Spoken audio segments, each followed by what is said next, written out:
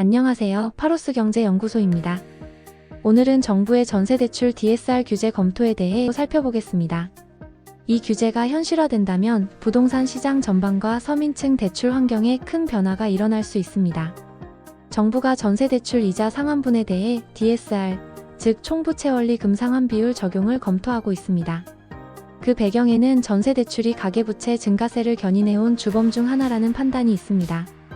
그동안 전세대출은 세입자 보호 명목으로 규제에서 예외였습니다. 하지만 이제는 더 이상 규제의 사각지대에 둘 수 없다는 위기감이 커지고 있는 겁니다. 전세대출은 빠른 속도로 커졌습니다.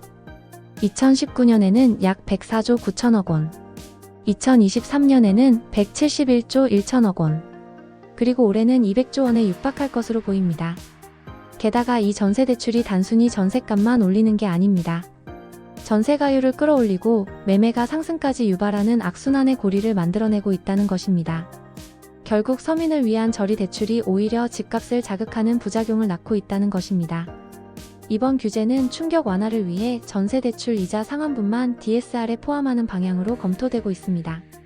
즉, 원금은 제외되고 기존에 대출이 없거나 적은 사람들은 규제 영향이 크지 않을 수 있습니다. 하지만 문제는 이미 주택담보대출이 있는 유주택자입니다. 이런 경우엔 전세대출을 추가로 받기 어려워질 수 있습니다. 예를 들어 연소득 5천만 원인 차주가 수도권에서 주담대 2억 9천만 원을 보유한 상태라면 현행 DSR은 약 40%.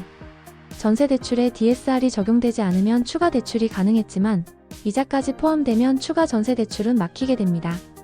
또 하나 중요한 포인트는 전세대출이 규제의 사각지대였기 때문에 신혼부부, 청년층, 같은 소득이 낮은 계층도 대출을 일으켜 신축 아파트에 들어가는 일이 많았다는 점입니다. 하지만 이젠 소득에 맞게 대출을 제한한다는 원칙이 전세대출에도 적용되면서 이 같은 진입 구조에도 제동이 걸릴 것으로 보입니다. 이 규제의 배경에는 다가올 전세시장 불안이 있습니다. 서울을 포함한 주요 지역의 입주 물량이 줄어들고 내년이면 임대차 입업 시행 6년 차를 맞습니다. 이제 집주인들이 전셋값을 올릴 가능성이 높아지고 있죠. 신한은행 양지영 전문위원은 입주 물량이 줄고 전세가 올라갈 수 있는 상황에서 대출까지 무분별하게 나가면 시장 불안이 커질 수 있습니다. 이를 사전 차단하려는 조치로 볼 수 있죠. 라고 말합니다. 문제는 시기입니다. 전세대출은 서민대출이라는 이미지가 강한 만큼 새 정부 출범 초기부터 민심 반발을 자극할 수 있는 규제라는 점에서 시행 타이밍을 조심스럽게 저울질하고 있습니다. 현재는 기존 대책들이 가계부채 억제에 효과를 내는지 지켜보며 후속 조치를 준비하는 단계입니다.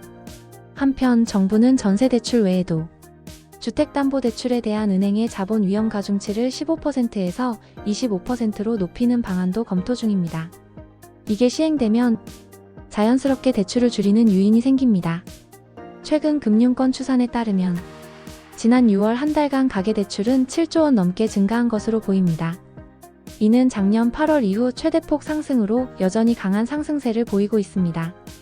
일각에서는 이런 DSR 규제만으로도 충분하지 않을 경우 다음과 같은 조치까지 나올 수 있다고 우려합니다. 첫째, 수도권 주담대처럼 6억 이상 전세대출 금지.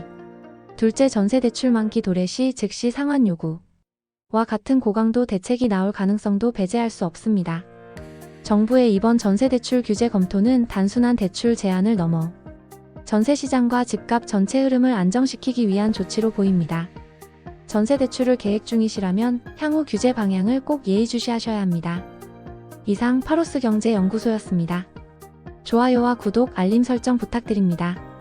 감사합니다.